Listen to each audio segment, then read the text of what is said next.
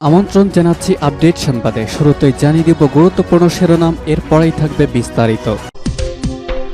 পুরোদমে ইসরায়েল ফিলিস্তিন যুদ্ধ চলছে, জানিয়ে দিব আমাদের হাতে থাকা সর্বশেষ আন্তর্জাতিক গুরুত্বপূর্ণ সংবাদ। যুদ্ধ বন্ধ ছাড়া ইসরায়েলের সঙ্গে কোনো চুক্তি হবে না, ঘোষণা হামাসের। এরপর জানাবো গাজার পক্ষে অবস্থান নিলেন প্রভাবশালী মার্কিন সিনেটর।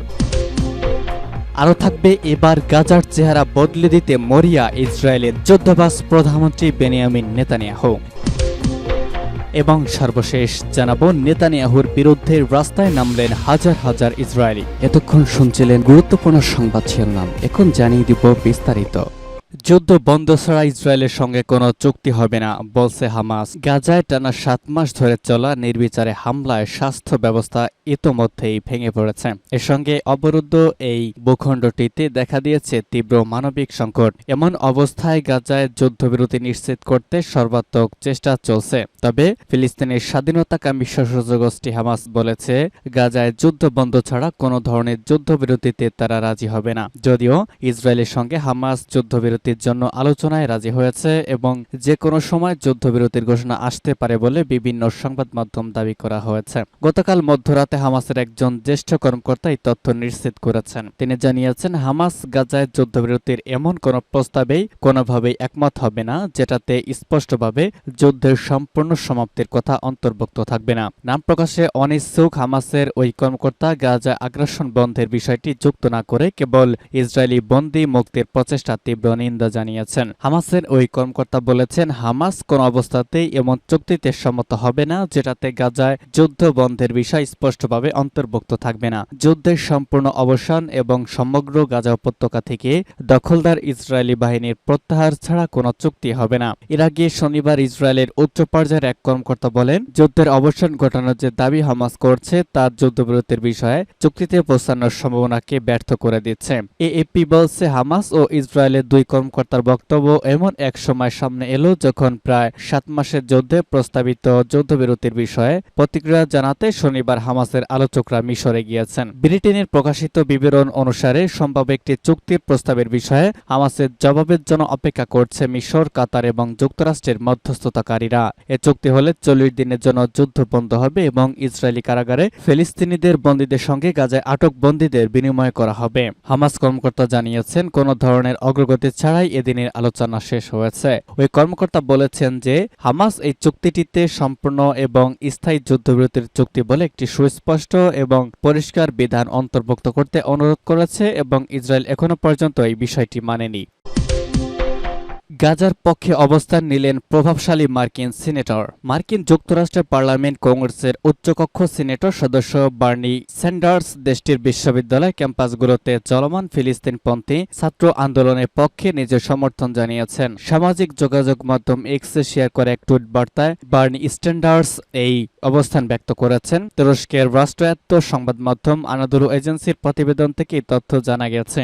এক্সে শেয়ার করা টুইটে বার্নি স্যান্ডার্স লিখেছেন, 1962 সালে শিকাগো ইউনিভার্সিটিতে বর্ণবাদী নীতিমালার প্রতিবাদে অবস্থান কর্মসূচি নিয়েছিলাম। 63 সালে আমরা পৃথক গাত্রবর্ণের লোকের জন্য পৃথক স্কুলে বিরোধিতা করে আন্দোলনের সময় আমি গ্রেপ্তার হয়েছিলাম, কিন্তু আমরা সঠিক ছিলাম। গাজা ইসরায়েলি আগ্রাসনের বিরোধিতা করে চলমান ছাত্র আন্দোলনের পক্ষে নিজের সমর্থন ব্যক্ত করে মার্কিন এই সিনেটর লিখেছেন, আমি গর্বিত আজ শিক্ষার্থীরা গাজার চলমান যুদ্ধে বিরোধিতা করছে এবং এ সময় তিনি আন্দোলনকারীদের প্রতি শান্তিপূর্ণ উপায়ে লক্ষ্য হাসিলে আহ্বান জানিয়ে লিখেছেন, লক্ষ্যে দৃষ্টি নিবন্ধ রেখে শান্তিপূর্ণভাবে এগিয়ে যাও, তোমরা ইতিহাসের পাতায় সঠিক পৃষ্ঠাতেই আছো। এর আগেও বার্নি স্যান্ডার্স বলেছিলেন, ভিয়েতনাম যুদ্ধের অবসানের দাবিতে 60 বছর আগে তিনি নিজে ও ছাত্র সমাজ বিক্ষোভে যোগ দিয়েছিলেন। আজ গাজাও মার্কিন প্রেসিডেন্ট বাইডেনের জন্য ভিয়েতনামের মতো পরিস্থিতি সৃষ্টি করেছে।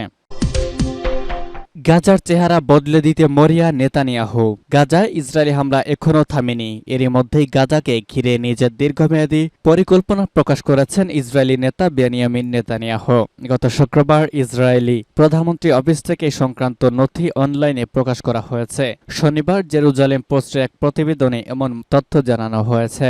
নেতানিয়াহু তার পরিকল্পনা নাম দিয়েছেন ভিশন 2035। বলা হচ্ছে, দীর্ঘমেয়াদী শান্তি ও আঞ্চলিক অর্থনীতির সঙ্গে সঙ্গে গাজাকে সম্পৃক্ত করাই নতুন পরিকল্পনার লক্ষ্য। এজন্য গাজায় ব্যাপক নির্মাণযোগ্য ও অর্থনৈতিক বিনিয়োগ করতে চান নেতানিয়াহু।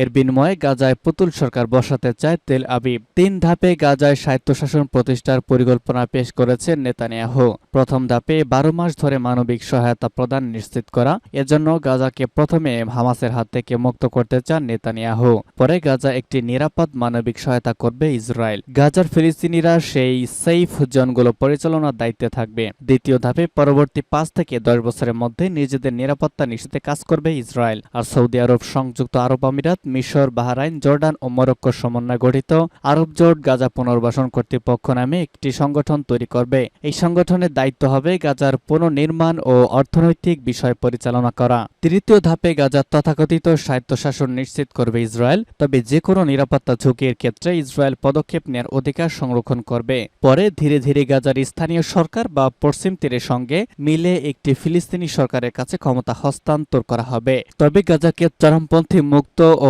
বেসামরিকীকরণ করার পর সব পক্ষের মধ্যে সমঝোতার ভিত্তিতে পুরো পরিকল্পনা বাস্তবায়ন করা হবে। এদিকে জেরুজালেম পোস্টে এক মতামত কলামে দাবি করা হয়েছে, হামাসকে দুর্বল করে দিয়ে তাদেরকে এই ক্ষমতায় রাখতে চান নেতানিয়াহু। এতে অন্য কোনো সংগঠন আন্তর্জাতিক স্বীকৃতি ও সহায়তা পাওয়ার রাস্তা বন্ধ হয়ে যাবে। নেতানিয়াহু নিজের ব্যক্তিগত ও রাজনৈতিক ফায়দার জন্যই নাকি এমনটা করেছেন বলে ওই কলামে দাবি করা হয়েছে।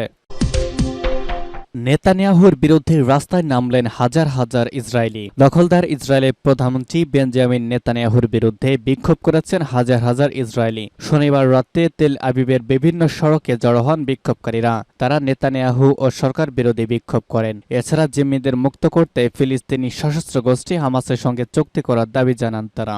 তেল আবিব ছাড়াও জেরুজালেমে নেতানিয়াহু বিরোধী বিক্ষোভ হয়। জেরুজালেমে বিক্ষোভকারীদের সঙ্গে আইন শৃঙ্খলা রক্ষাকারী বাহিনীর সংঘর্ষ হয়। এ সময় তারা প্যারিস স্কোয়ারে জড়ো হন। সেখান থেকে পরবর্তীতে তাদের সরিয়ে দেওয়া হয়। জেরুজালেম থেকে 2 জনকে গ্রেপ্তার করা হয়। বিক্ষোভকারীরা তেল আবিবের বিভিন্ন সড়ক আটকে দিয়েছিলেন। তবে সড়কে অবস্থান শেষে তারা আবার চলে যান। এরপর সেগুলো গাড়ি চলাচলের জন্য আবারও স্বাভাবিক হয়। এদিকে গতকাল ফিলিস্তিনি সশস্ত্র গোষ্ঠী হামাসের সঙ্গে জিম্মি চুক্তি নিয়ে মধ্যস্থতাকারীদের যুক্তরাষ্ট্র এবং মিশরের আলোচনা হয়। মিশরের রাজধানী কায়রোতে হওয়া এই আলোচনার মাধ্যমে যুদ্ধবিরতি এবং জিম্মি চুক্তির একটি ভালো সম্ভাবনাও তৈরি হয়েছিল। তবে দখলদার ইসরায়েল গাজায় স্থায়ী যুদ্ধবিরতি করতে রাজি না হওয়ায় আলোচনাটি ফলপ্রসূ হয়নি। আলোচনাটি আবার পুরোপুরি ভেস্তেও যায়নি। ফলে আজ ফের তাদের মধ্যে বৈঠক হবে। গতকালকের আলোচনা শেষে হামাস জানায়, যদি ইসরায়েল স্থায়ী যুদ্ধবিরতিতে রাজি না হয় তাহলে তারা কোনো ধরনের চুক্তি করবে না। দখলদার ইসরায়েল এখন পরিকল্পনা করছে চুক্তির মাধ্যমে প্রথমে জিম্মিদের ছাড়িয়ে নেবে, পরে গাজায় আবারও বর্বরতা শুরু করবে।